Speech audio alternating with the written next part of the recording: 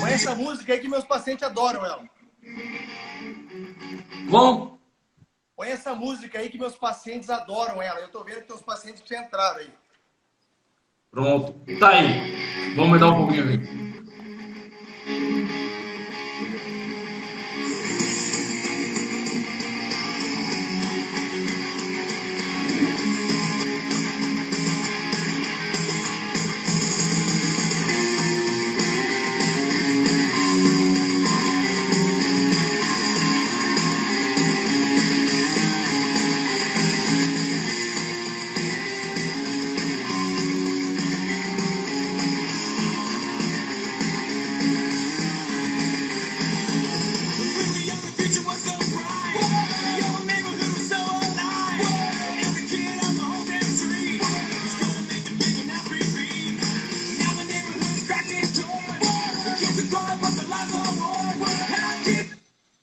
Prontinho, pessoal? Vamos lá. Mandar ver, né, Felipe? Bora. Pessoal, boa tarde a todos. Boa tarde, Felipe, novamente. Pessoal, estão ouvindo bem? Estão vendo bem? A imagem está boa para vocês? O áudio? Confirma aí pra gente, coloca um joinha. Hoje eu trouxe aqui o Felipe, ele é fisioterapeuta e a gente vai estar falando aí sobre o tema de segredos na reabilitação do LCA, que é o ligamento cruzado anterior. Mas antes disso, antes de adentrarmos no assunto, eu gostaria que você falasse um pouco sobre você, Felipe. Milho, eu estou formado há 18 anos, né? Sou fisioterapeuta aqui na cidade de Londrina e desde que eu me formei, desde que eu saí da faculdade, eu cuido de joelho, né? Já trabalhei em seleção brasileira de taekwondo, já trabalhei no time de futebol da cidade, trabalhei no time de basquete, mas a paixão verdadeira mesmo é joelho, né? Então, desde que eu me formei há 18 anos, eu só trabalho com pós-operatório. Bacana. Pós-operatório não, com joelho. Com joelho. O pessoal está confirmando aí, ok, pessoal. Obrigado aí por vocês confirmar. Viu, Felipe? Então vamos começar, vamos adentrar aí, porque é curto espaço de tempo e é muita coisa sobre o LCA para falar, sobre a reabilitação. Fala um pouco da introdução, o que é o LCA e como ocorre a lesão. Isso, o LCA, que a gente carinhosamente abrevia, né, é o ligamento cruzado anterior, um ligamento de 3,9 milímetros que tem dentro do joelho. Esse ligamento, a função dele é não deixar a tíbia deslizar anteriormente. Então, a função dele praticamente é manter o joelho estável, né? Então, assim, para a gente não falar muito sobre só o ligamento, a partir do momento que a gente rompe esse ligamento, isso acontece muito mais em gestos esportivos, né? No Brasil, o futebol é o carro-chefe. Se você mora em algum lugar que tem bastante praticantes de futebol, você sabe que vai ter bastante pessoas que acabam lesionando o ligamento. Só que pode lesionar no Muay Thai, no vôlei, caindo de moto, bicicleta, vários tipos de atividades acabam lesionando o ligamento. Tem muita gente que acha que só rompe no esporte, mas não, rompe em qualquer movimento que você acaba torcendo o joelho, que o pé fique fixo e que você faça um giro sobre o joelho. Então esse ligamento rompe, né? E a partir do momento que esse ligamento rompe, que começa o grande questionamento, né? O que eu faço a partir do momento que eu rompi, né? Se quiser perguntando, Júlio, fica à vontade. Eu vou falando. Pronto, vou perguntar. Eu linkei aqui alguns tópicos e vou estar perguntando para você, ok? Tá. E fala um pouco sobre quem tem que operar. Quem são as pessoas que têm que operar depois aí que ocorre a lesão? Só falando que eu estou vendo algumas perguntas aparecendo ali. Se a gente não conseguir responder depois, manda no direct que a gente responde. Senão a gente acaba... Falar de ligamento cruzado em 50 minutos é um desafio. Quem que tem que operar? Quando que você tem que operar? A pessoa que rompeu o ligamento cruzado anterior... Ô, Felipe, te cortando rapidinho. Pessoal, para quem vocês... clica nesse aviãozinho que está aqui embaixo, no canto direito inferior, e manda para as pessoas que vocês querem e elas têm a necessidade de ouvir sobre esse assunto. clica no aviãozinho e manda para o pessoal aí, certinho? Pode continuar. Tá bom. A pessoa que rompe o ligamento cruzado anterior, quando que essa pessoa opera, na verdade? Quando que se faz uma cirurgia de ligamento? Quando você tem instabilidade e dor. Porque tem pacientes que rompem o ligamento escorregando em casa, às vezes é um acidente de trabalho, a pessoa não pratica esporte, não faz atividade física nenhuma, ela acaba rompendo o ligamento, né? E acaba fazendo um tratamento conservador, um pré-operatório, e só esse pré-operatório já deixa a pessoa bem, né? Então, essa pessoa não tem instabilidade, não tem dor, ela não tem uma necessidade muito grande de fazer a cirurgia, né? Normalmente, quem é submetido à cirurgia são pacientes mais novos, né? Praticantes de atividades físicas ou atividades esportivas, e principalmente a pessoa que rompe o ligamento, independente da idade, que tem instabilidade. Não dá para ficar com os joelhos saindo do lugar, né? Então, normalmente, quando você rompe o ligamento, existe a possibilidade de ter uma ruptura de menisco também, e daí o menisco causa dor. Então, quando você tem instabilidade e dor associada, é muito difícil você não operar. Ótimo. E qual é o melhor momento para operar?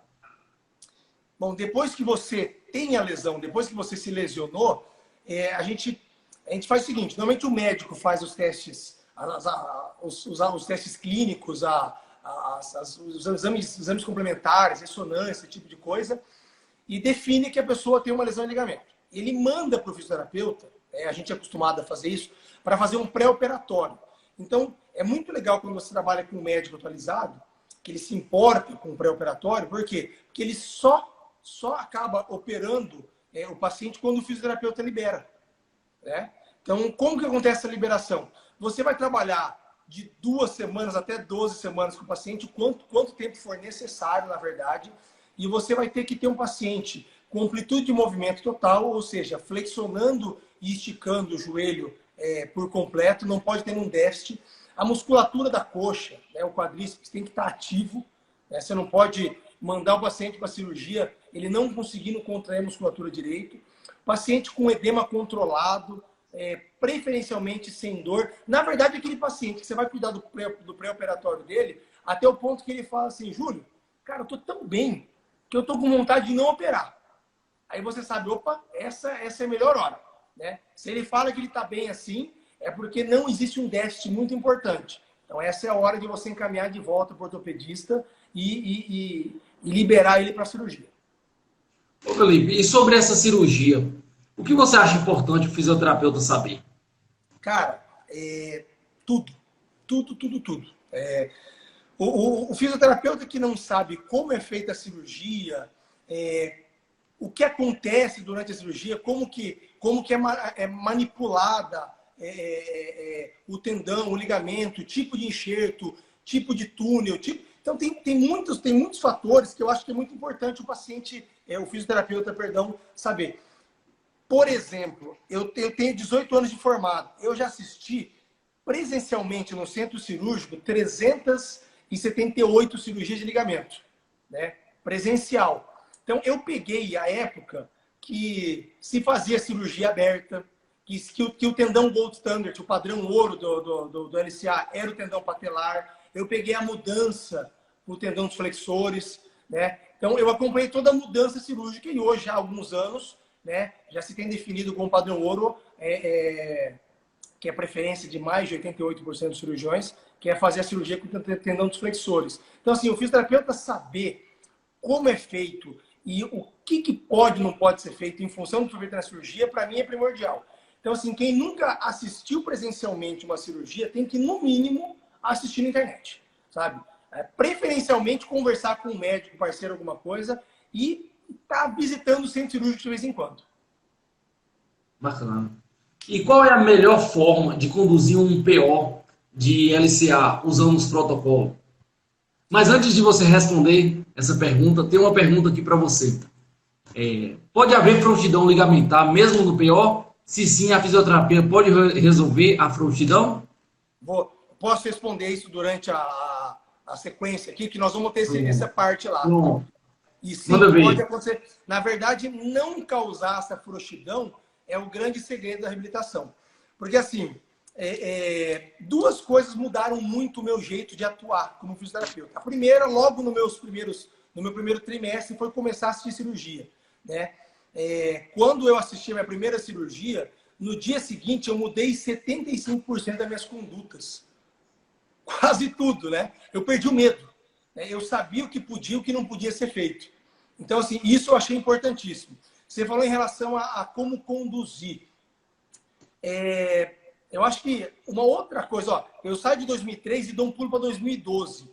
Eu passei quase 10 anos, 9 anos atendendo pós-operatório, e eu tive assim, um marco muito importante como fisioterapeuta da minha carreira profissional, que foi quando surgiu o estudo do Scamilla, em 2012. Esse artigo, que a gente pode até, depois o pessoal que quiser, a gente pode até disponibilizar para quem não conhece, esse artigo foi um pulo do gato para quem cuida de joelho, porque os Scamilla e colaboradores, eles pegaram pacientes que entravam no centro cirúrgico para fazer qualquer outra cirurgia de joelho que não fosse ligamento. O ligamento estava íntegro, né? Ia fazer uma menistectomia, uma cirurgia mais simples. Eles davam anestesia local, então o paciente ele só não sentia dor, mas ele tinha todos os movimentos normais do joelho. E eles colocavam uma célula colada no ligamento cruzado anterior. Então, o que acontecia? Eles conseguiram, dentro do centro cirúrgico, eles montaram uma academia. Montaram uma clínica de fisioterapia dentro do centro cirúrgico. Eles convidaram um fisioterapeuta para ele acabar executar vários movimentos, exercícios, várias situações para saber quanto que causava tensão naquele ligamento. Então, esse estudo muda muito a nossa maneira de conduzir um pós-operatório. Por quê? Porque ele mostra para a gente o que causa ou não tensão no enxerto. Estou respondendo aquela pergunta daquela pessoa que fez sobre frouxidão. Então, ele mostrou vários tipos de atividades e exercícios que eu não devo fazer porque aquilo tensiona demais o enxerto. Certo. O Ítalo, dá um joinha aí se ficou bem esclarecido. Ó, caso tiver alguma outra pergunta, pode fazer aí e a gente vai estar dando continuidade. Deixa eu só falar sobre esse estudo do Scamilla, que é muito importante. Eu tenho umas colas aqui, porque eu não quero que passe batida nenhum tipo de informação.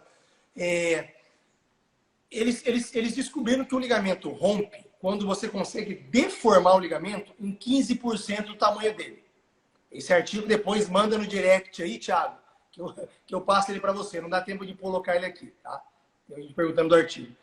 Eles descobriram que quando eu deformo 15% do ligamento, eu consigo romper esse ligamento. Então, assim, se eu tenho essa deformidade causando em 15% dessa deformidade já causa uma lesão, quais seriam os exercícios que eu estou tensionando esse ligamento perto de causar uma lesão? Por exemplo, o exercício mais bobo na reabilitação que a gente fazia muito antes é você colocar o paciente sentado, colocar um rolinho embaixo do joelho do paciente e pedir para ele ficar esticando e voltando, contraindo, fazendo essa extensão nos últimos graus aqui, de 0 a 15. Esse foi o exercício que causou maior tensão no enxerto. Um absurdo. Porque é um exercício básico que todo mundo faz, né? Ele causa mais tensão que o teste de Lachman, que é o teste que o médico faz para testar se o ligamento está lá ou não. Que ele tira o joelho fora do lugar, né? Que pós-operatório, o médico nem faz isso com muita intensidade. Então, esse exercício bobo causa mais tensão no enxerto do que o próprio teste ligamentar, né? Mini agachamento. Né? A gente acha que não tem problema pegar o paciente no pós-operatório imediato e fazer agachamento de 0 a 30, aquele agachamento curtinho. Não, esse agachamento curtinho é o segundo exercício que mais causa tensão no enxerto. Então, assim, aquela pergunta que me fizeram sobre frouxidão, esses exercícios, eles causam uma tensão, porque assim, ó, a variação que eles encontraram para você romper o ligamento, o cara que rompeu com menos deformidade de enxerto rompeu com 7%. Quem demorou mais para romper, rompeu com 24%. Então, existe uma variação muito grande, né? Mas quem rompeu mais cedo foi com 7%. Né? Então, quer dizer, se eu causar alguma deformidade perto de 7%, eu estou trazendo uma força muito grande, que se eu não causar a lesão, no mínimo eu causo uma força de tração forte para causar frouxidão. Aquele exercício bobo causa 4,4. Pode falar. 7 já rompe. 4,4 só de contrair. Né? 4,0 de fazer mini agachamento. Você fazer uma flexo-extensão ativa 3.8, um exercício muito bobo, que tem muito fisioterapeuta que faz. Você colocar o paciente com o joelho todo esticado, ou até uns 15 graus de flexão, colocar um teraband lá no pé do paciente e pedir para ele fazer exercício de panturrilha, fortalecimento de gastrocnêmio. Esse exercício causa uma tensão importante no enxerto. Então, assim, antes de falar de protocolo, eu acho mais importante o fisioterapeuta saber como é feita a cirurgia e quais são as atividades que ele não pode fazer para não causar tensão no enxerto. Porque essa tensão pode estragar a cirurgia. Pode causar frouxidão ligamentar, que foi perguntado antes. Né? A gente só está falando de coisas ruins. Né? Que nem... Mas vai vir coisas boas aí também. Ele pergunta se ele pode subir e descer escada normalmente. Não, não pode. Porque a tensão no enxerto, ela não é grande. Né? Ela causa uma tensão de 2,7% no enxerto. Só que é o seguinte, essa tensão numa escadaria grande, ela é feita repetidas vezes. Então, eu vou tensionando o enxerto até causar uma frouxidão. Então, assim, seria ideal na escada fazer pé com pé. Então, esse estudo, ele mostra pra gente algumas coisas bobas que são muito ruins. Em contrapartida, ele mostra pra gente coisas interessantes. Por exemplo, bicicleta ergométrica, uma bicicleta estacionária. Tem muita gente que pergunta, mas fazer bicicleta não causa tensão no enxerto? Não. Né? Ele achou que causa 1,7. Lembra que eu falei que eles encontraram naquela variação para romper, que o cara que rompeu com menor tração foi de 7, ele causa 1,7, está muito longe. É uma tensão muito pequenininha, deforma muito pouco o ligamento. Então eu nunca vou conseguir causar uma tensão muito grande para causar uma frouxidão ligamentar pedalando na bicicleta ergométrica, bicicleta estacionária, causando uma tensão de 1,7. Uma flexão ativa de joelho, 1,5. Né? Isometria de flexores a 15 graus. Eu não posso fazer a extensão, mas a flexão eu posso. É de 0,6. Então, assim, essas tensões pequenas me dão uma liberdade de fazer uma saga muito grande de exercícios que não causam tensão no enxerto. Né? Por exemplo, exercícios de contração combinada de flexores e extensores, né? A 30 graus. O que é isso? Agachamento. Então, se eu não posso fazer um agachamento curtinho, eu posso fazer agachamento acima de 30 graus. Por quê? Porque eu causo 0,4 de deformidade no enxerto. Quase zero. Então, a gente tem medo de fazer um agachamento um pouco, com amplitude um pouco maior, sendo que o problema é o agachamento curtinho. Né? Isometria de flexores. Em 30, 60, 90 graus, zero tensão no enxerto. E a isometria de extensores? Em 90 graus, zero. Em 60 graus, zero. Em 45, 0,2. Então quer dizer que precocemente eu posso colocar meu paciente a 90 graus e fazer essa isometria de sensores? Posso. Por quê? Porque a tensão do enxerto é mínima.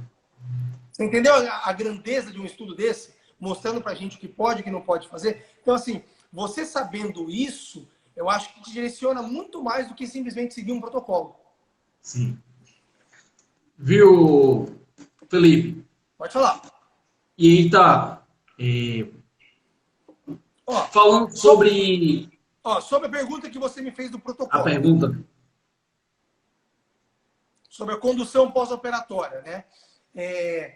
Se você for procurar na internet, você acha vários protocolos prontos, tem vários artigos, estudos, protocolos renomados, que mostram para você o que você tem que fazer dependendo da fase do paciente. Tá? Eu acho isso muito legal. Isso aí, ele pega pessoas que não têm tanta experiência e não deixa a pessoa errar. Só que eu acho que acaba sendo uma coisa muito pobre. Né? Você acaba caindo numa receita de bolo. Então, o protocolo é muito bom para quê? Para ele te mostrar o que você pode fazer dentro daquela margem de tempo de pós-operatório.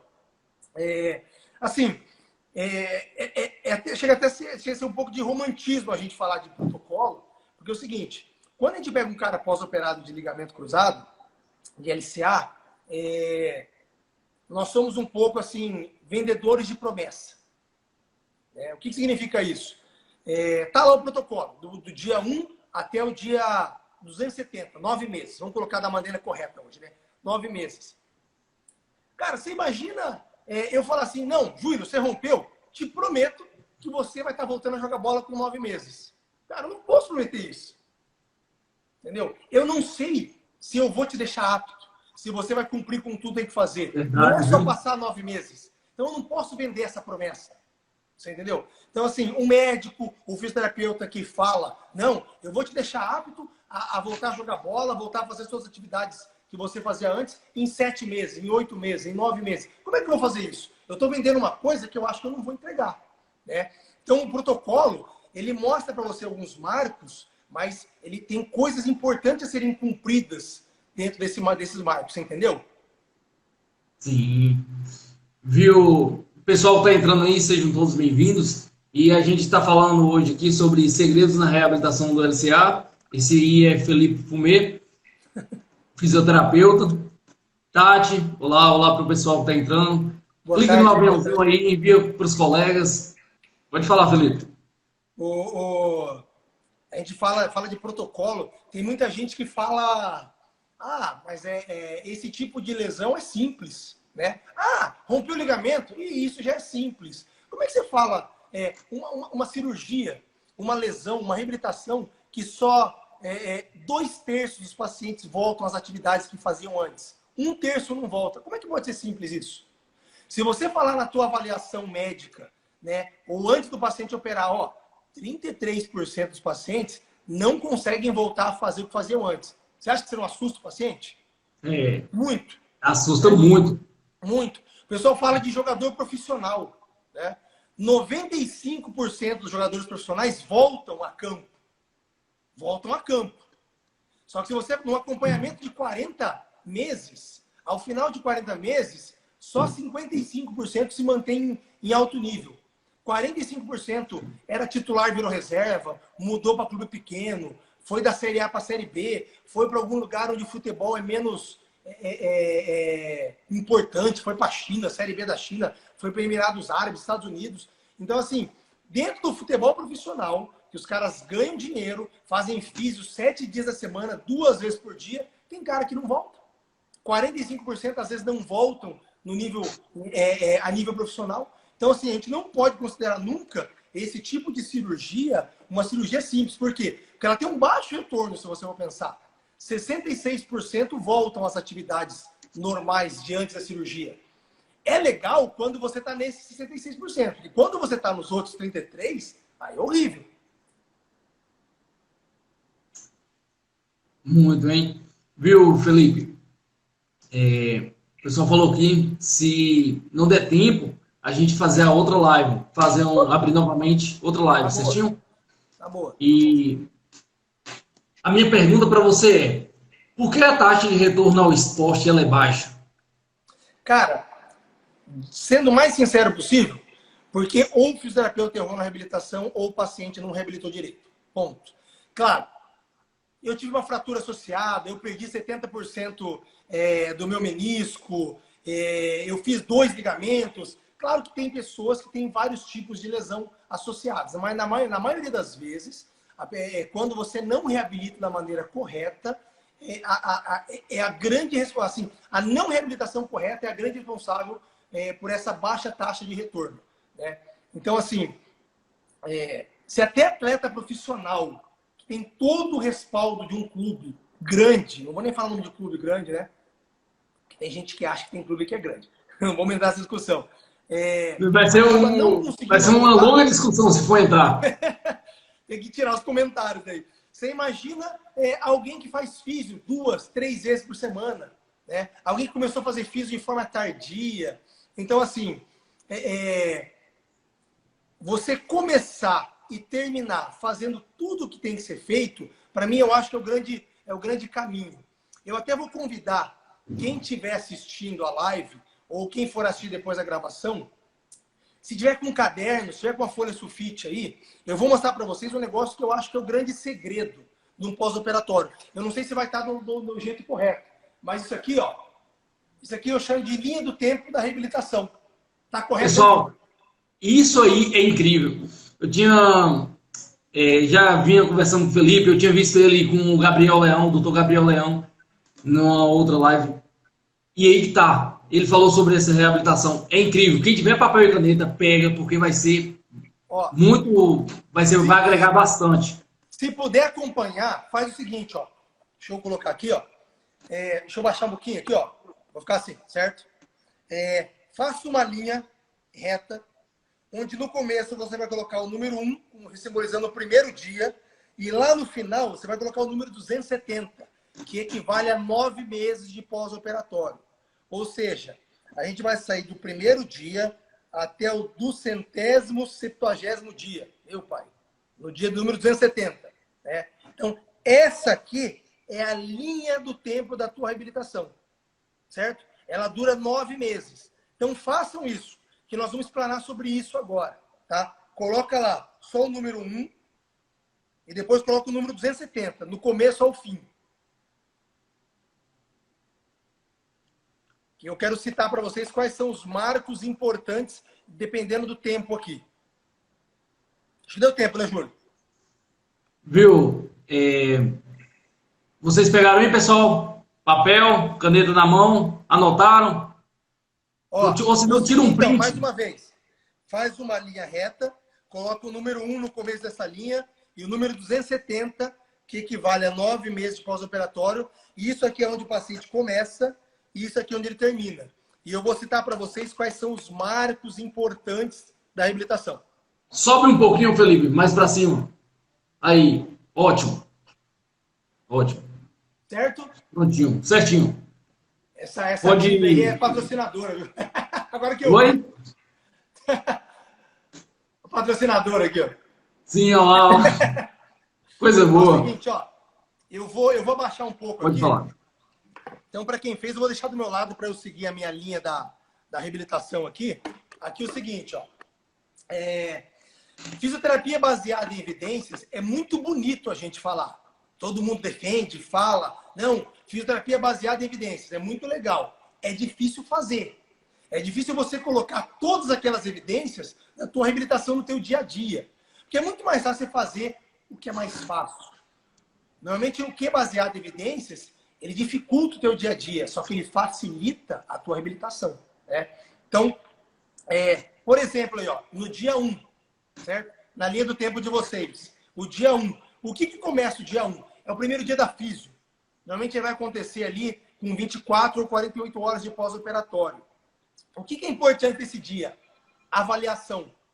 Tá? Nós vamos passar... só um minutinho. Certinho. Nós vamos passar mais ou menos 40 minutos a 1 hora fazendo a avaliação desse paciente. Né? Nós vamos tirar do paciente, nesse primeiro dia de pós-operatório, o quê? Nós vamos tirar dele o benefício da ignorância. O que é isso? O paciente não é obrigado a saber o que é um pós-operatório e o que ele tem que fazer. Até o dia que você conversar com ele. Porque a partir do momento que você encher dele de informação, aí ele é obrigado a saber. Então ele não pode falar assim, não estava fazendo gelo porque eu não sabia. A partir do momento da avaliação, agora você sabe. Então, assim, o dia da avaliação, você vai mostrar para ele posicionamento correto, deixar o joelho todo em extensão, bonitinho em casa. Você vai observar como é que está a amplitude de movimento, se está bem esticado, se está dobrando bem. Você vai ensinar o paciente a fazer gelo, que normalmente o médico fala, 3 vezes por dia, de 15 minutos. Não, nem faz. 3 vezes por dia, não faz. Faça 30 minutos a cada 2 horas. Os primeiros 15 dias, nós vamos falar daqui a pouco, 30 minutos a cada 2 horas. O paciente, no começo do pós-operatório, ele está em casa. Então, se ele não tiver o controle de edema por não estar fazendo o gelo direito, é um absurdo. Né? Então, você ensina ele no primeiro dia isso, ensina ele a comandar de muletas, a importância das muletas, mesmo que ele esteja andando bem. Né? Por quê? Porque ele tem um negócio chamado bloqueio artrogênico do quadríceps. A musculatura não funciona direito. Num passo bobo que ele esteja andando em casa lá, ele pode cair. Né? Ninguém se machuca na rua, porque excesso de cuidado. Mas o cara vai sair do sofá para a cozinha e cai.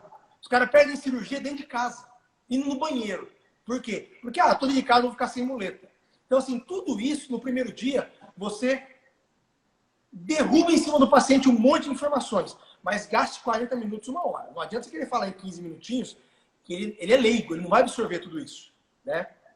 Então, no primeiro dia, você começa a falar pro cara, ó, seguinte, daqui 9 meses, nós temos umas avaliações para fazer, se o teu peso corporal subir demais, vai ser ruim. Então, você começa a falar para ele também, a tomar cuidado para não ganhar muito peso. Então, no primeiro dia, você faz o quê? Você tira o benefício da ignorância do paciente. A partir dali, ele já sabe mais ou menos como é que vai ser a condução pós-operatória de um ligamento. Certo? Viu, Felipe? E como você intervém com seus pacientes? Em que sentido? Intervém para transmitir essa informação para ele, Cara, logo no começo. No primeiro dia, ele está com 24, 48 horas. A maioria dos meus pacientes passaram pelo pré-operatório, né? Mas eu não fico contando para eles como que faz cirurgia, um monte de coisa. Eles já sabem um monte de coisa. Já fazem gelo direito, já mantém joelho em extensão, já sabem posicionar membro, um monte de coisa, né? Mas digamos um paciente que eu nunca vi, estou vendo a primeira vez. Eu sento com ele sozinho, um horário na clínica, fico de 40 minutos a 1 hora, falando tudo isso que eu te falei. Explicando para ele todas as coisas que eu acho importante. E qual a sua estratégia? Em relação a quê? Qual a estratégia que você utiliza para estar mostrando para ele, explicando para ele sobre... Assim, é aquilo que eu te falei, é você ensinar o paciente. É você ensinar o paciente. O paciente que tem consciência do que está sendo feito é um paciente que ele cuida melhor. É igual dieta. Não adianta você seguir o papelzinho lá. Se você souber o porquê faz bem tal coisa na dieta, você tem escolhas mais inteligentes, né? Agora, o paciente que sabe o que pode e o que não pode fazer e como deve ser feito, né? Então, assim, você nutre o paciente de informação. Essa é a melhor estratégia que tem. Isso no dia 1. Nós falando do primeiro dia, né? Se você for pensar assim, vamos colocar aqui, ó. Então, naquela linha do tempo da reabilitação, né? Eu tenho dia 1 até 21 dias. Tá? O primeiro marco que eu tenho aqui é 21 dias. O que eu faço do dia 1 até o dia 21? As primeiras 3 semanas. Eu prezo muito pela extensão de joelho esticado. O joelho tem que estar esticado, você entendeu? Eu tenho que ter uma flexão mínima do começo até o final da 3ª semana de 120 graus. Eu tenho que ter conseguido ter feito ativação muscular do quadríceps. Então, aquela inibição artrogênica, aquela dificuldade em contrair a musculatura da coxa, eu tenho que evoluir ela assim, diminuir ao máximo em 3 semanas. Por quê? Porque eu vou querer tirar a muleta desse paciente. Eu vou querer melhorar cada vez mais a descarga de peso dele. E eu preciso da musculatura ativa, né? Eu tenho critérios para retirar a muleta, e a musculatura ativa é um deles. Esse período de 1 a 21 dias, normalmente é o período de atestado.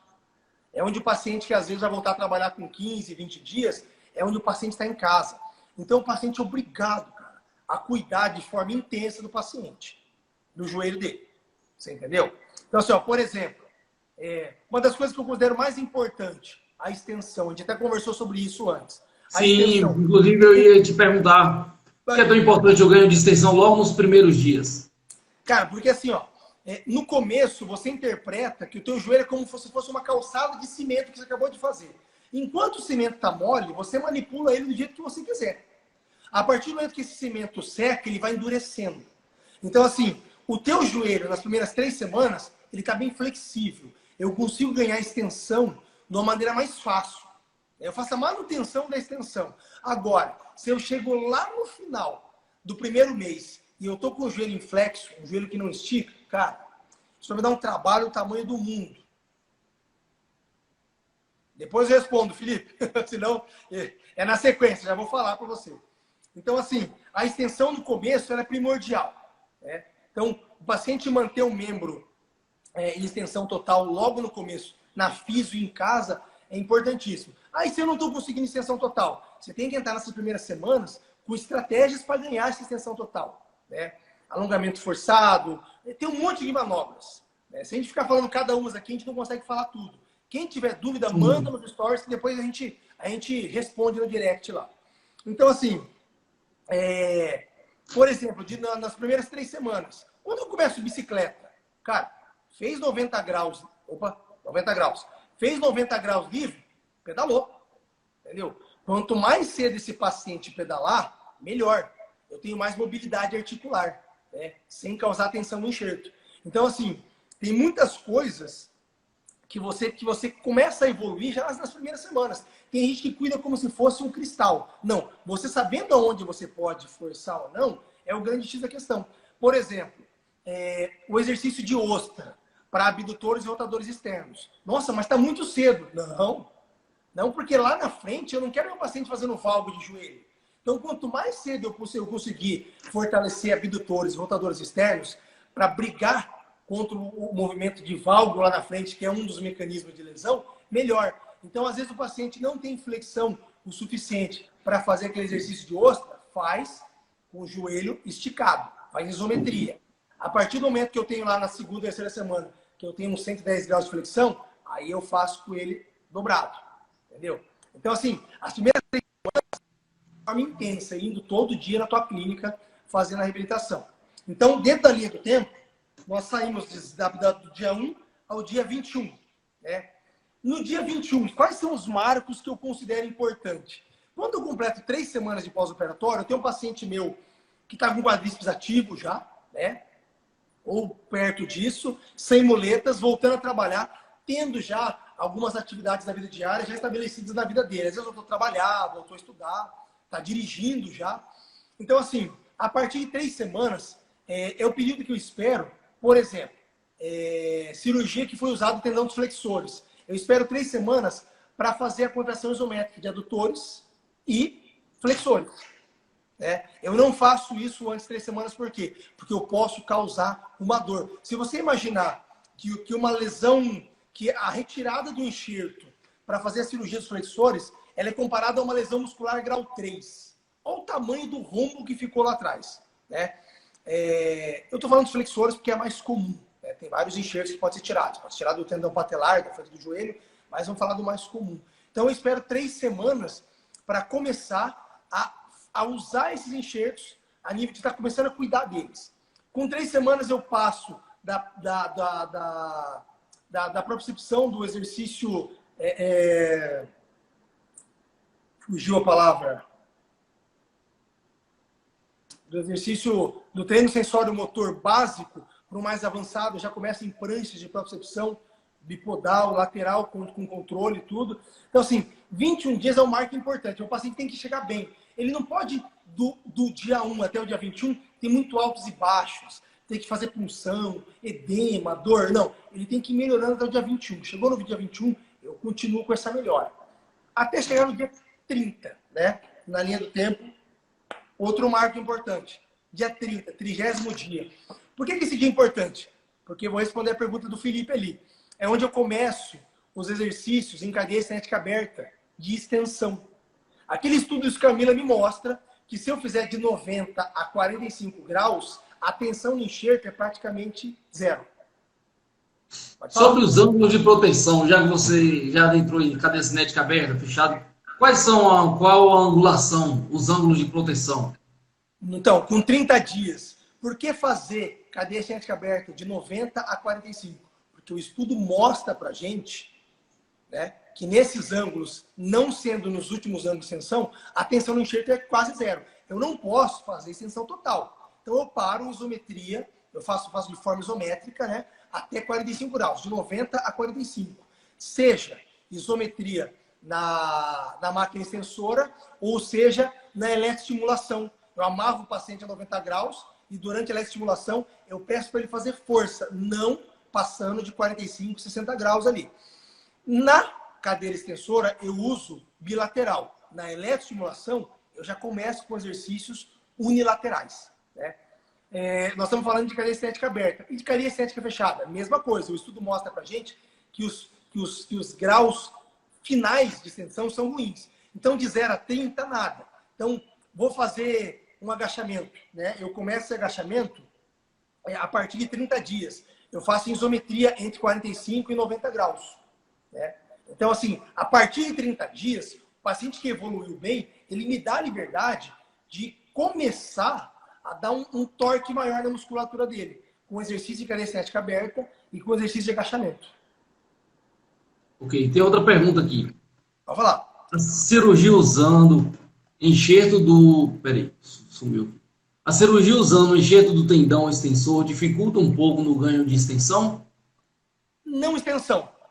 Quando você tira o tendão extensor, que é o tendão patelar ou quadricipital, olha a diferença. Quando eu tiro o tendão flexor, na hora de dobrar, eu afrouxo ele. Quando eu tiro o tendão da frente do joelho, na hora de dobrar, eu tensiono o corte. É mais difícil de dobrar quando você tem... Olha meu filho mandando oi. Quer matar o pai. Quando você tem um corte na frente do joelho, que você vai dobrar, você está tensionando o corte. Oi, Matheus. Papai te ama. Senão ele não para lá. Então, assim, usando os extensores é mais difícil. Então, assim, com 30 dias, é um marco importante que eu começo o exercício em cadeia cinética aberta. Tá.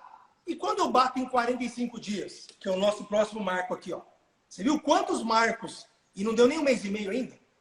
45 dias, para mim, é um período importante porque eu falo que é o período das máquinas. Eu tenho na minha sala adutora, abdutora, flexora, extensora, leg press e máquina de panturrilha da leg press.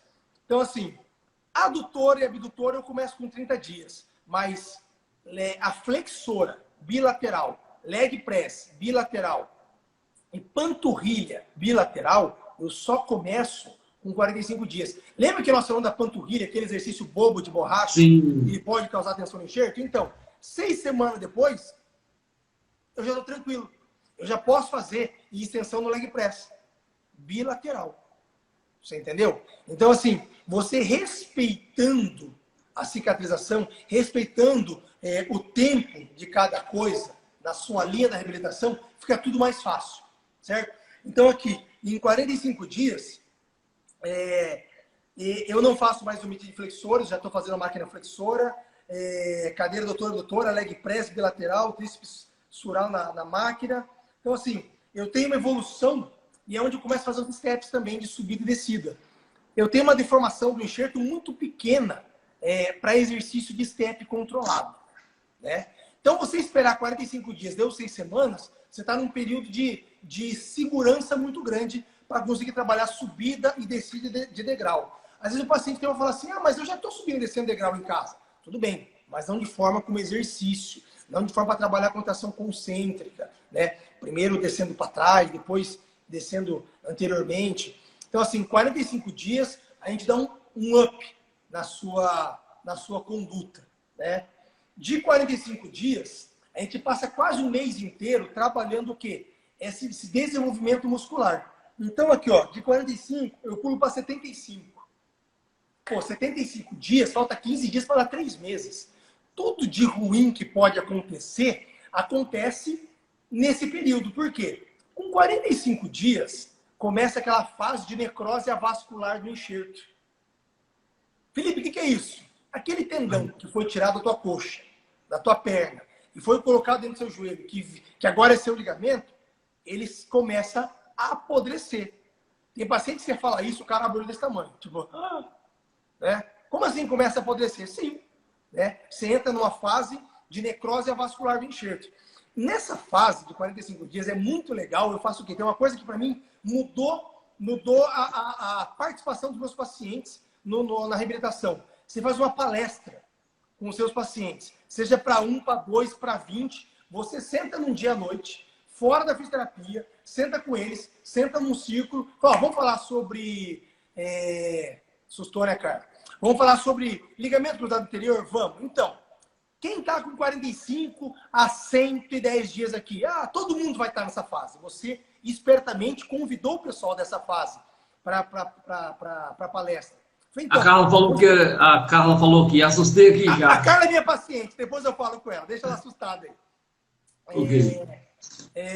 Por que você chama os pacientes nessa fase? Por quê? Porque quando você falar para eles que eles estão na fase de necrose avascular do enxerto, que esse enxerto está apodrecido, está apodrecendo, e é a fase de maior fragilidade do enxerto, os caras assim, cara, então é a fase que eu tenho que mais cuidar? Até quando? Até acabar essa necrose vascular. Quando que ela acaba? Lá com 110, 120. Você concorda comigo que quando você fala para o paciente que do 45º até o dia 120 é muito perigoso romper de novo, você ganhou o paciente por no mínimo 4 meses, que ele não vai parar de fazer, da maneira mais correta até 120 dias? Você entendeu o que eu estou falando? Sim. Então, assim, Viu? essa é uma fase... Pode falar. Olá, Essa é é o uma que eu ia fase... falar. Beijo, Rosângela. Essa é uma fase, mãe do JP. Essa é uma fase muito importante para você conscientizar. Senta com o paciente e explica para ele os prós e contras da reabilitação nessa fase. Porque essa fase é uma fase que o paciente está muito comprometido com você na reabilitação, 45, 50, 60 dias, né? E essa fase é uma fase muito perigosa. Porque tem paciente que está tão bem que com 70 dias, se quiser, ele corre. E não pode. Você entendeu? Então, assim, você fazer uma palestra, nós temos uma aula, até do método Joelho Evidência sobre isso, está no YouTube também, uma aula que eu falo só sobre essa palestra. Essa palestra, ela vai conscientizar, eu não gosto de usar a palavra fidelizar, mas vai fidelizar seu paciente para quê? Para ele manter o tratamento até o final. Por quê? Porque ele vai aprender que ele não pode parar, que coisas ruins podem acontecer. Nós estamos aonde? Nós estamos aqui, ó, em 75 dias. Com 75 dias, tem uma coisa muito legal. Cara, com 75 dias, deixa eu só tirar aqui, ó. Nós temos dois tipos de pacientes que causam muito medo na gente. Eu acho que eu te falei isso já, Ju. O paciente que está muito mal, porque ele está muito mal, e o paciente que está muito bem. Aí você pensa assim, pô, como é que um paciente que está muito bem, com 60, 70 e poucos dias, ele vai me causar dor de cabeça? Por que eu tenho medo dele? Porque é o paciente, às vezes ele acha que ele pode parar. É o paciente que faz coisas que ele consegue fazer, mas não devia. Por exemplo, correr e pular. Né? Choveu, eu tive um paciente que foi correndo pro carro, no piso molhado, liso. Você entendeu? Então, assim, o paciente que não está muito bem, ele não faz isso. Né? Mas o paciente que está bem, ele faz isso. Ele coloca em risco a cirurgia. Então, assim, qual que é o nosso maior medo nessa fase de maior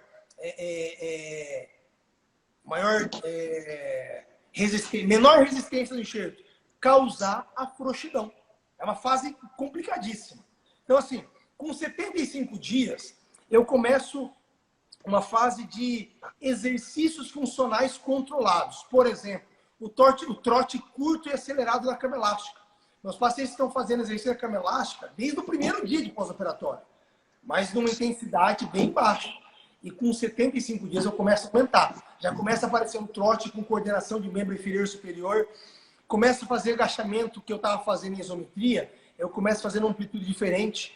Eu coloco um apoio no chão e faço o paciente abaixar, encostar o bumbum no apoio e voltar de 0 a 90 graus, amplitude normal. Então, assim, eu já não estou mais naquele perigo de causar tensão no enxerto. Com 75 dias, eu tenho uma evolução muito boa, além de ser um exercício que contrai também a musculatura posterior. Isso é uma coisa importante. Exercícios que contraem a musculatura posterior da coxa, muito, muito difícil, eles não vão causar tensão no enxerto. Por quê? Porque eles são agonistas do LCA. Né? O LCA não deixa a tíbia ir para frente. E o tendão da musculatura posterior também não, porque quando ele contrai, ele puxa para trás. Então, qualquer exercício que você tenha contração conjunta de posterior de coxa, é um exercício que não vai causar anteriorização da tíbia. Né? Então, essa fase eu já faço o agachamento na amplitude normal. Tem um exercício que foi carinhosamente apelidado pelos meus pacientes de birra ou de criança birrenta, que é um exercício de flexores deitado no chão. Tem um exercício que meus pacientes adoram, quem tiver online e quiser falar, que é o coicinho, que é uma isometria de flexores acima de 90 graus, em pé na beira da maca. Eu estou cuidando do quê? Estou cuidando da musculatura flexora, estou cuidando dos agonistas e antagonistas. Eu estou preparando aquela musculatura que vem fazendo máquinas desde o 30º, 45º dia até 75, 90 dias. Por quê? Porque agora eu estou fazendo exigências diferentes dos mesmos grupos musculares. Eu esperei um tempo bom e estou fazendo exercícios funcionais sem causar maiores problemas na articulação. Né? De 95 dias, de 75 dias, eu pulo para 90. Tá? Então, eu tenho aqui de 75 dias para um dos marcos mais importantes que eu tenho na habilitação. Por que 90 dias? Porque quando eu completo 3 meses, a hora que a gente chora, paciente falando que é a hora que a gente chora ali no coicinho. Quando eu completo 90 dias, aquele túnel ósseo que o médico fez e botou o ligamento, esse túnel está começando a fechar.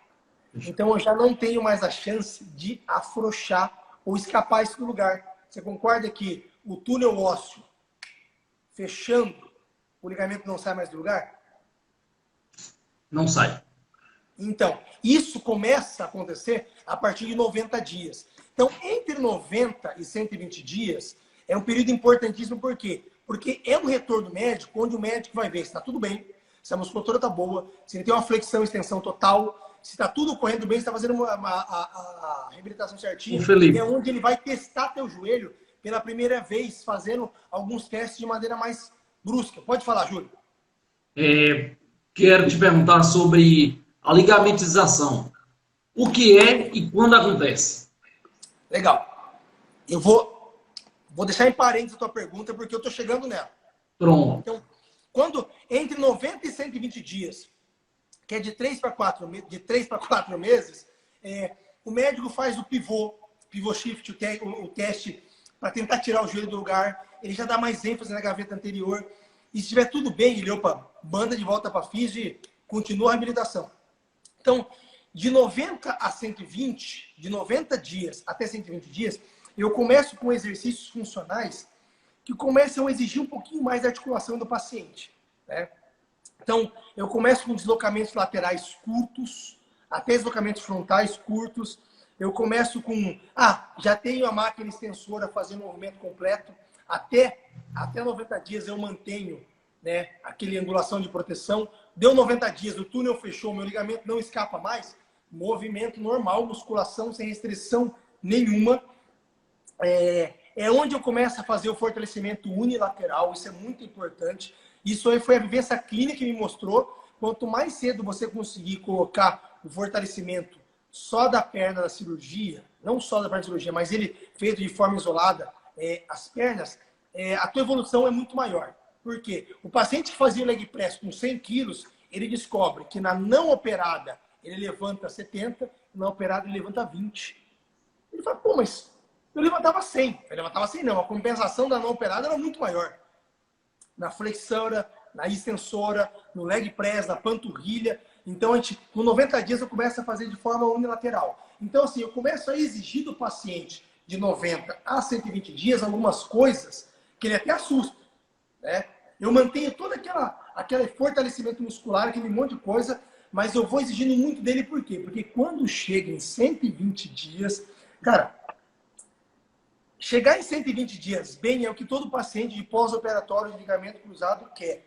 Repetindo, chegar em 120 dias bem é o que todo paciente pós-operatório de LCA quer. Por quê? Porque para mim é um dos marcos mais importantes no pós-operatório de LCA.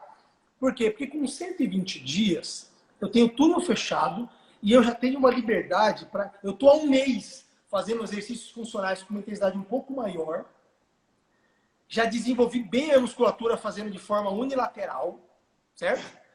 E eu posso começar a exigir algumas coisas dele, que a literatura, que as evidências corroboram comigo, né? Por exemplo, é onde começa o treino de pliometria.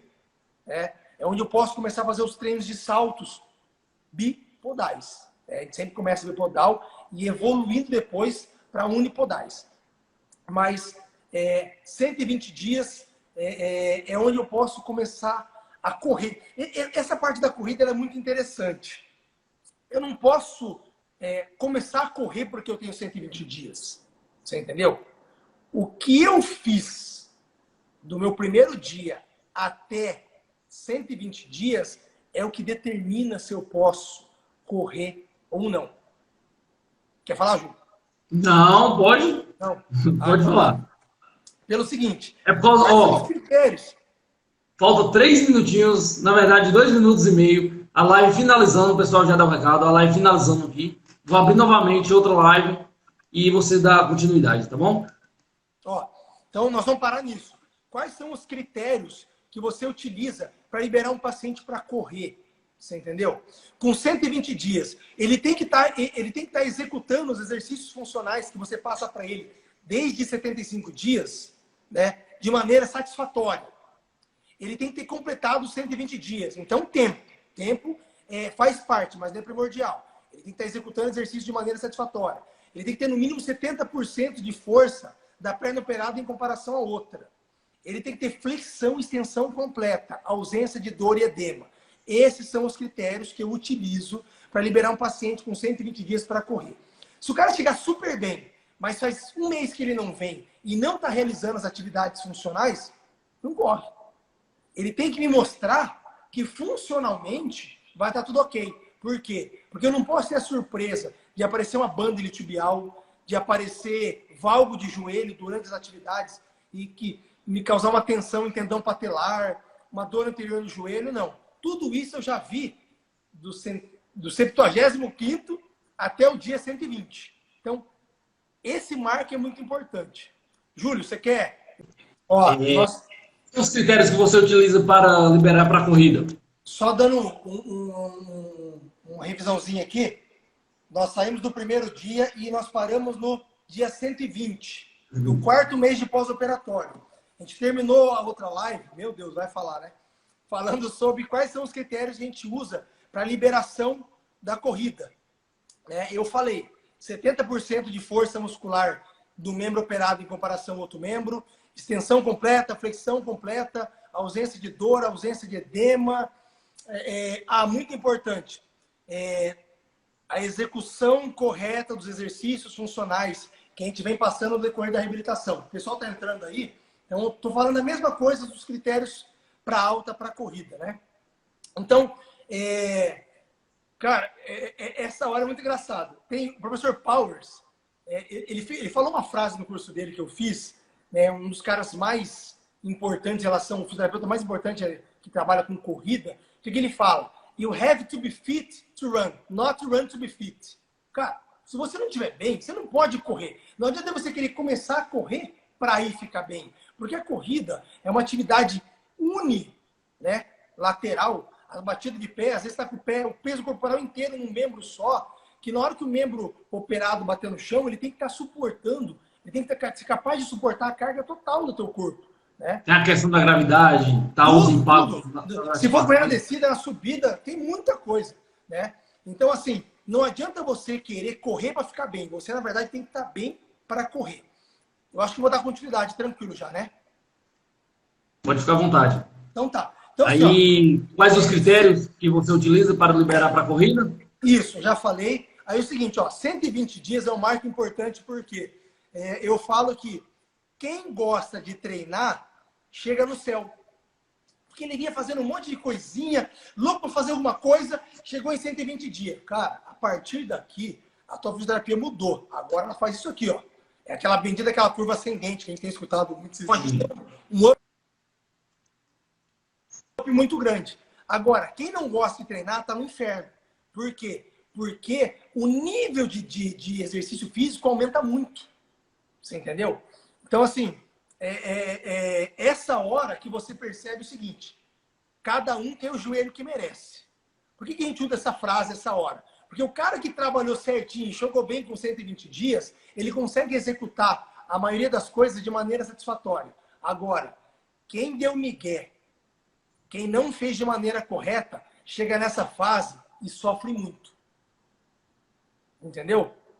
Então, quando a gente usa a frase, cada um tem o joelho que merece, principalmente nessa fase, significa o quê? Está apto a fazer as atividades em função de tudo que ele fez. Então, com 120 dias, começa treino de pliometria, é onde eu não trabalho mais fortalecimento com máquina de musculação na minha sala, eu libero o cara para academia, pego o personal, o instrutor, vai trabalhar força muscular 2 vezes por semana, o máximo que você puder. Eu quero você para quê? Para trabalhar a parte funcional. É onde começa o treino de pliometria, que são os treinos de saltos, os treinos de amortecimento. O paciente tem que ser muito ativo no tratamento, Bruno. Cara, e assim, é onde existe um segredo da reabilitação. O trabalho de campo. É onde eu começo a levar meus pacientes para o trabalho de campo. Putz, o que é o trabalho de campo, Fumê? Felipe, Fumê. Trabalho de campo é quando você sai da clínica uma vez por semana, leva seus pacientes para o asfalto, para uma caixa de areia, para um campo de grama, grama sintética, para fazer o quê? Retorno às atividades físicas de maneira controlada com o seu fisioterapeuta. Então, aquelas atividades funcionais, elas ganham um campo um pouco mais amplo, né? É onde você vai observar seu paciente correr. Você vai falar para ele, pode correr. Você vai observar seu paciente correr. Você vai observar seu paciente fazer saltos numa amplitude um pouco maior, fazer N tipo de atividade. Vai observar como é que está a parte cardiorrespiratória, o paciente que está se arrastando, o paciente que está sobrando. Você só observa esse tipo de coisa durante a atividade, né? Então, com 120 dias, você viu como é que muda? A gente até sai da clínica. E é um período seguinte. De 120, ele vai até 150. Então, do quarto para o quinto mês, tá? É onde existe a maior incidência de fisioterapeutas perderem pacientes para outros profissionais. O que é isso? É onde o cara que começa a ter uma carga de treino, a necessidade de fazer uma coisa mais intensa, não está tendo na fisioterapia, você não conseguiu mudar os treinos, não está trabalhando pliometria, não tem caixote, não teve a criatividade de mudar o que teu paciente precisa fazer, não levou ele para correr, não levou ele para fazer atividades fora da clínica, uma caixa de areia, tudo. Sabe o que ele faz? Ele não começou a fazer academia? Ele começa um funcionalzinho na academia. Você perde ele para personal numa fase que ainda não é indicada. Ele está do quarto para o quinto mês. Nós estamos falando em 9 meses. Você entendeu? Então, essa é uma fase que o fisioterapeuta que não souber tratar, ele perde o paciente. Entendeu? E é uma fase, sim, que é importantíssimo você evoluir nesse trabalho de ganho de resistência aeróbica, ganho de confiança, um monte de coisa. Por quê? Porque quando ele completar 150 dias, você vai começar a ter uma exigência física dele muito grande. Você entendeu? Então, assim, cada um tem o joelho que merece. O cara que há 5 meses vem fazendo tudo certinho, o cara vai chegar com 150 dias meio que voando. Você entendeu? Vai decolar. Qual que é o meu medo? Qual que é o meu medo de pegar um paciente com 150 dias, que vem fazendo tudo certinho, como você falou? Cara, tirando giro, tirando mudança brusca de movimento, que você ainda não pode fazer, problema nenhum. Você pode fazer arrancada, pode fazer salto, pode fazer tabatas, exercícios funcionais, fazer o que você quiser. Tudo controlado sem causar rotação de tíbia sobre o fêmur. Quem faz LCA juntamente com sutura, tem a linha do tempo postergada a 90 dias? Tem, muda tudo. A gente está falando um pós-operatório sem nenhum tipo de complicação. A sutura de menisco só possibilita descarga de peso depois de certo tempo. Tem pós-operatório de sutura que o médico pede de 4 a 6 semanas sem pisar. Eu não posso flexionar mais de 90 graus durante os primeiros 30 dias. Eu não posso fazer flexão total, calcanhar no bumbum, até 90 dias. Então, com a sutura muda tudo. Né? Pensando num pós-operatório normal, no que é corriqueiro do dia a dia. Quando eu bato 150 dias, eu estou com 5 meses. É uma fase que eu vou aumentar a exigência física do meu paciente ao extremo.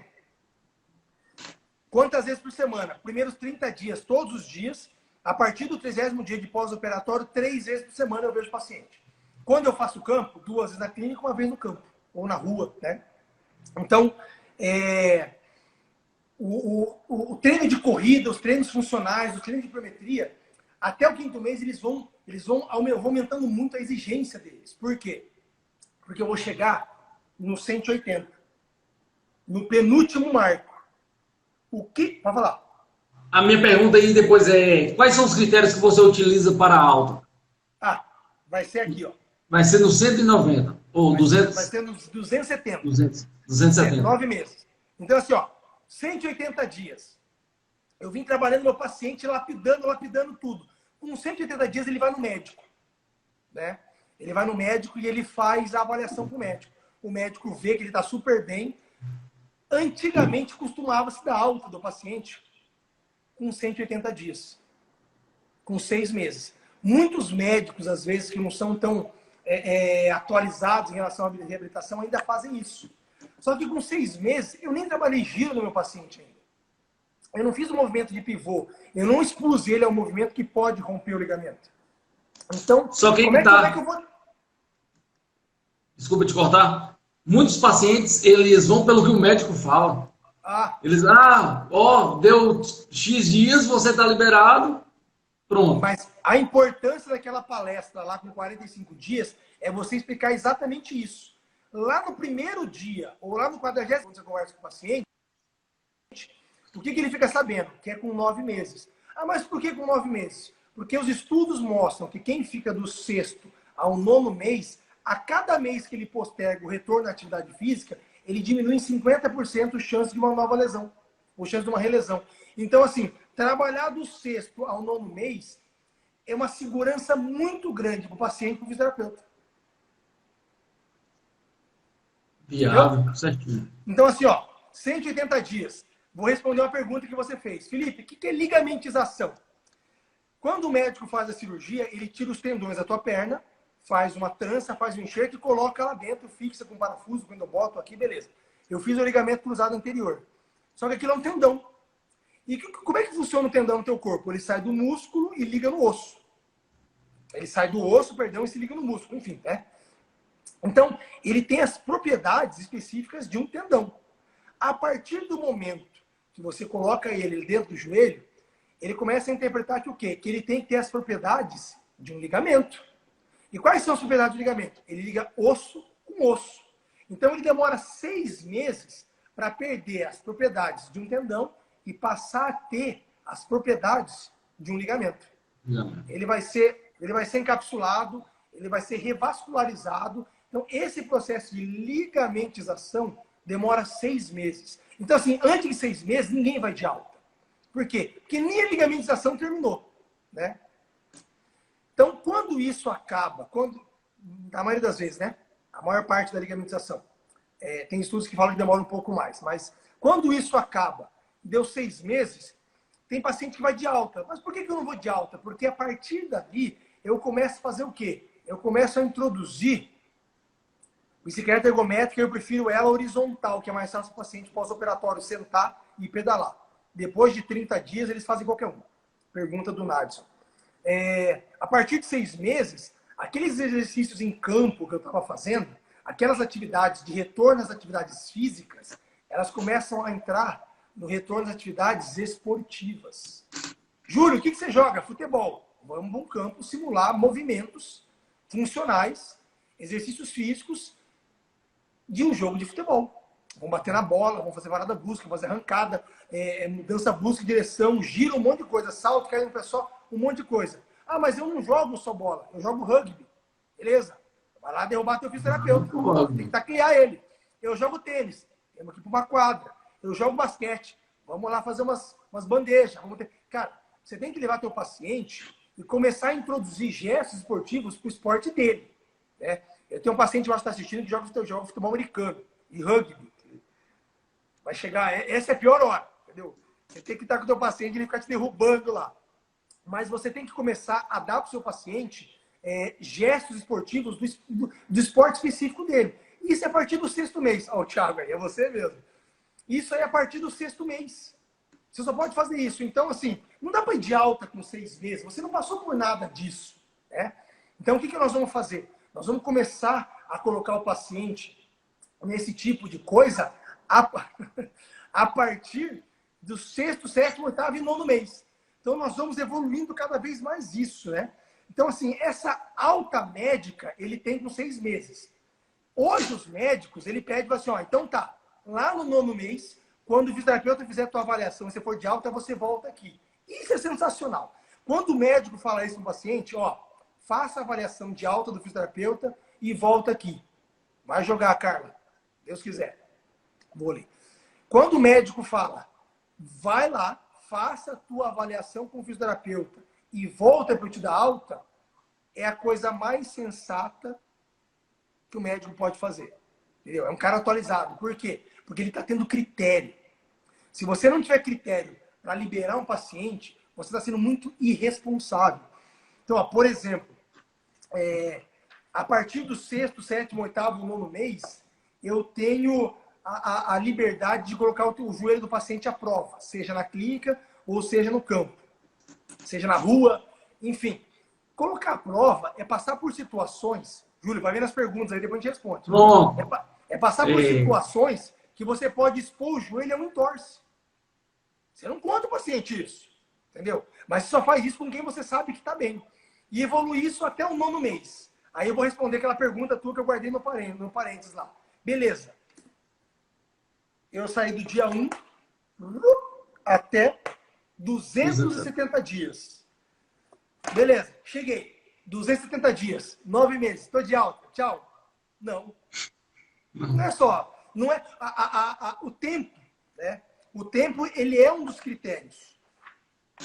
Ele pode ser até o primeiro critério. Né? Se o paciente não tem 9 meses, eu nem converso. 9 mês. Então, primeiro critério para alta, tempo. Eu tenho 9 meses? Tenho. Beleza. Então, eu já concluí o primeiro critério que eu preciso. É o mais importante? Não. Por quê? Porque em 9 meses, o cara tem que chegar bem com 9 meses. Não adianta nada o cara não fazer as coisas durante os 9 meses. Beleza. Segundo critério que eu acho importantíssimo. Você ter um índice de massa muscular. Né? Você mensurar a musculatura da perna operada em relação à outra. Entendeu? Você não pode ter um déficit de força muscular maior do que 10%. Se você tem esse déficit de força muscular de uma perna para outra, é porque algo foi errado lá no começo da reabilitação. Ou na reabilitação toda. Eu preciso ter uma força muscular quase que equivalente. Tá? Como é que você mede isso? Eu uso as máquinas de musculação e funcionamento com os meus pacientes. Eu não tenho dinamômetro, eu não consigo usar um isocinético, né? Então, assim, faça a avaliação muscular do seu paciente e veja o mais próximo possível de uma perna em relação à outra. Tá? Feito isso, tempo, força muscular, desde o 4º mês, sem os pacientes souberem, agora eles vão saber, eu começo a fazer aqui o Y-Balance Test anterior. Não trato só pós-operatório, não. Trato conservador também. Então, eu também faço o Y-Balance Test só anterior, né? Observando a capacidade do paciente deslizar e empurrar um conezinho com ambas as pernas. Cada vez ele faz com uma. Depois, o pessoal precisa saber quais são esses testes aí. Fala no direct. Não vou postar não, que os pacientes vão saber. Sem fazer valgo, não pode ter uma diferença maior de 4 centímetros, tem que empurrar também uma perna quanto a outra. Eu tenho teste T de agilidade, que eu faço um circuito de 10 metros, ida, 10 metros, deslocamento lateral. Ele tem que fazer o circuito todo e voltar em menos de 12 segundos. Mas se o paciente é gordinho, é magrinho, é velho, é novo, eu tenho os meus critérios, né? A gente sabe quais são os pacientes vão voltar para a atividade física. E aí eu caio nos rope tests. Então, assim, de todos esses critérios para alta, o rope test é o último. Tá? Eu uso 7 rope tests. Tá? Que eles vão avaliar força, potência, velocidade e a confiança do paciente em cima da perna. Eu vou testar uma perna em comparação à outra. Né? Esses rope tests é interessante você só fazer em paciente que você meio que tem certeza que vai passar. Por quê? Porque você expõe o paciente muito a um movimento que pode lesionar. Tá? Isso aí é perigoso. Entendeu? Então você só vai fazer o rope test, né, esses 7 testes, 7 rope tests, em pacientes que você já vem observando que ele vem satisfatoriamente concluindo todas as etapas. Né? Porque não é muito fácil você causar algum tipo de lesão num paciente desse. Então, assim, são testes que vão medir, como eu falei, força, potência, velocidade e a confiança de uma perna em comparação à outra. Então, o que acontece? Ao final desses testes, eu não posso ter uma diferença muito grande de uma perna em relação à outra. Você entendeu? Essa perna aqui eu atingi X, essa aqui eu atingi tanto. Não. Eu tenho que atingir no máximo 10% de diferença. O critério que eu uso é esse. Para liberar um paciente, ele não pode ter mais do que 10% de diferença de uma perna para outra nos 7 rope tests. Você entendeu? Se ele tiver, por um acaso ele faz tudo isso, ele reprova. Beleza. Marcamos daqui 6 semanas. Tá? Ele mantém uma vez da fisioterapia por semana e vai fazer treino funcional fora, vai correr, mantém musculação. Eu vou trabalhando com ele mais 6 semanas ainda para repetir o teste. Você entendeu? Então, depois que ele passa em tudo isso, aí ele está de alta. Felipe, está liberado para jogar o que quiser? Eu ainda tenho um último critério, né? Que com o passar dos anos eu coloquei e eu achei que melhorou muito. O cara que passa com louvor em tudo e quer jogar bola, ele faça 10 jogos recreativos de qualquer esporte que ele vai participar. Aí eu jogo futebol, ele não pode fazer 2 joguinhos recreativos e o terceiro ser de campeonato. Por quê? A exigência do jogo de campeonato é muito maior em relação a movimento, em relação a tudo. Então, o que a gente faz? A gente pede para ele participar de 10 jogos recreativos, onde ninguém vai dar carrinho, vai machucar, vai jogar o cara no alambrado, vai empurrar de maneira desleal, porque não está valendo nada. São seus amigos. Então, assim, ele vai ganhando confiança conforme ele vai passando por esses jogos. Então, lá depois, do 10º jogo, ou do 10º dia de atividade recreativa do esporte específico, aí, ó, perguntando quais são os 7 hope. Manda para mim, Fabrício, no direct que eu te falo, que senão isso aí vai evoluir muito, é muita coisa. Então, assim, a partir disso... Acho que dava para fazer outra live só de testes. Então, assim, a partir... É uma sugestão, né? A partir disso, é onde eu dou alta para o meu paciente. Né? Com todos esses critérios sendo batidos, mais esses 10 episódios de jogos ou atividades físicas recreativas pós-alta. Então, quando alguém perguntar qual que é o objetivo da fisioterapia, uma reabilitação de ligamento cruzado anterior, você vai falar que você quer devolver o paciente ao final de 9 meses no mesmo nível que ele tinha antes da lesão. Certo? Com o mínimo de chance de romper de novo. Isso é importantíssimo. Porque se Na verdade, não pode romper de novo, né? Não. Acontece. Isso aí pode não romper. Só se fosse de adamantium não rompia, né? Mas você tem que devolver ele para o esporte com o mínimo de chance. No mínimo, como era antes. Entendeu? Por fatalidade. Que ele rompeu a primeira vez por fatalidade. Que ele rompa de novo por fatalidade, não por bobeira. Então, se você não levar ele a esse mínimo, é muito complicado pelo seguinte. Eu já falei naquela outra live que eu fiz da depressão causada em pacientes que rompem mais de uma vez o ligamento ou em pacientes que não conseguem voltar pós-cirurgia de ligamento. Cara, só quem teve paciente que se divorciou, perdeu o emprego... eu tive 2 pacientes, cara, que eles tentaram suicídio. É uma coisa absurda. Você ter paciente teu que você cuida junto com o psicólogo. Às vezes o pessoal está aqui na clínica brincando, aquela loucura, né? Que a gente sempre gostava antes do coronavírus. Aquele monte de gente brincando. Você não imagina que aquele cara que está contando piada para você, aquele cara tem tratamento psicológico. Entendeu? Por quê? Porque o cara, assim, tá difícil demais. Passar pela reabilitação, cara, 270 dias de um monte de coisa que você tem que cumprir. Um monte de coisa. Um monte de degraus para subir. Você imagina, você volta, rompe de novo. Você chega em casa e fala assim, cara... É quase um ano, né?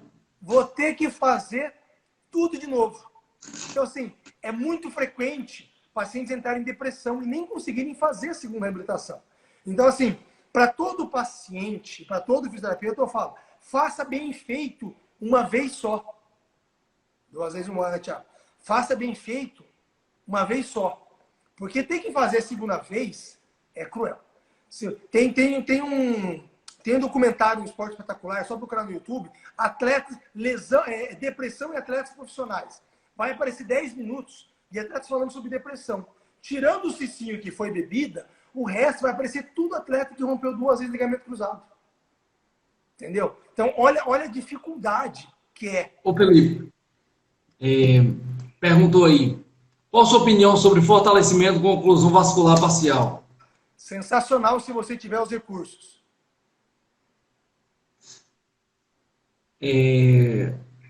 O Gustavo perguntou também, o que você trabalha no pré-operatório, visando o pós? Foi toda a construção que você falou desde o começo aí na live. Bem resumido. Eu trabalho tudo que eu puder fazer para o meu paciente ficar com a perna 100% de extensão, flexão máximo, mais próximo do normal, no mínimo 120 de flexão, redução de edema, muito trabalho de ativação de quadríceps, muita eletroestimulação, ou um segredo. Eletroestimulação tem que passar de 3 meses. Tá? Tem muitos estudos que mostram que aquela atrofia, aquele bloqueio artrogênico do quadríceps passa de 3 meses. Então tem gente que faz eletroestimulação, o FES, o choquinho para estimular a musculatura de quadríceps, 1 mês. Não, até o 3º mês. No mínimo, entendeu? Porque senão você... Então, tendo tudo isso ativado, paciente quase normal, aí a gente libera... Ô, Felipe, creio eu que são seus pacientes e eles estão falando aqui em desistir, viu? A Carla falou aí, se ela romper de novo, ela desiste, e o Thiago também. Júlio, deixa eu contar uma história. A Carla é uma história engraçada, porque eu estou cuidando de mais de 70 pacientes à distância, né? Em função dessa quarentena que nós estamos vivendo. E a Carla é uma paciente que ela não era minha paciente, ela se tornou durante a quarentena. Então, assim, eu tenho cuidado dela meio que diariamente, evoluindo algumas coisas. Ela foi meio que abandonada pelo fisioterapeuta dela aí. E a gente tem evoluído algumas coisas, só que a gente não teve o contato pessoal ainda, né? Então, assim, aquela primeira avaliação, falar sobre... Tem muita coisa que ela está ouvindo aqui pela primeira vez, né? Ela é minha paciente virtual, ela não é paciente presencial ainda. Assim, Carla, como nós já falamos, faltam 8 meses. Voltar, você vai. Faça tudo o que você tiver que fazer para voltar bem. Então, assim, quando a gente fala que cada um tem o joelho que merece, é em função disso. Não é em função de, mas eu fui atropelado, não merecia ser atropelado. Não, não é em função disso. É em função de você fazer por merecer. Então, faz por merecer. Ela faz. Viu, Felipe? Deu 1h30 aí de live. Sensacional. Eu vou estar postando essa live depois no YouTube. Vou mandar o link aí para o Felipe. Ele vai estar postando no Instagram dele, nas redes sociais aí. Vocês conferem ela depois. E, pessoal, eu quero agradecer imensamente, Felipe. Eu quero agradecer por você ter vindo, ter participado, compartilhado seu conhecimento aqui com a gente, ter acrescentado em nossas vidas e está acrescentando de muitas pessoas aí, pacientes que eu estou vendo. E eu agradeço ao pessoal por ter participado da live. E eu vou abrir para você estar falando aí. Júlio, primeiramente, cara, obrigado a você pelo convite. A gente aprende estudando, a gente aprende escrevendo, mas o que a gente mais aprende é ensinando. Então, toda vez que eu tenho oportunidade de falar para pacientes, para colegas fisioterapeutas, eu faço questão de falar porque eu acho que eu evolui muito fazendo isso, né? Então, obrigado pela oportunidade de aprender também, de poder passar um pouco do que eu sei. Um beijo à minha esposa que está mandando escrevendo top ali, e meu filho, Matheus, que vem assistindo, o pai te ama.